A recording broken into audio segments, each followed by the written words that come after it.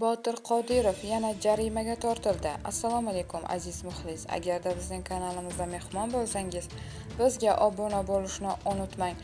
Abdusami taxallusi bilan tanilgan shoir Shohrux Abduvahobov xonanda Botir Qodirov ustidan tegishli tartibda mualliflik haqqini to'lamasdan she'rlarni qo'shiq qilgani uchun shikoyat qildi. Bu haqda Adliya vazirligi xabar berdi.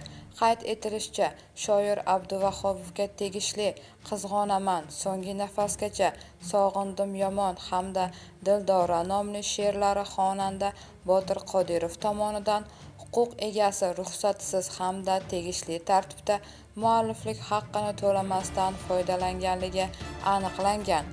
Holat yuzasidan huquqbuzarga nisbatan ma'muriy javobgarlik to'g'risidagi kodeksning 177 moddasi bilan ma'muriy huquqbuzarlik to'g'risidagi bayonnoma rasmiylashtirib, tegishli sudga topshirilgan. Toshkent shahar jinoyat ishlari bo'yicha Chilonzor tuman sudining qaroriga ko'ra, huquqbuzarga nisbatan ma'muriy javobgarlik to'g'risidagi kodeksning 177 moddasi 2-qismi bilan bazaviy hisoblash miqdorining 8 baravari miqdorda 3 million so'm jarima tayinlangan. Bu xabarni barcha yaqinlarimizga jo'natib qo'yamiz hamda videomiz ostida bir dona like tugmasini bosishni unutmaymiz.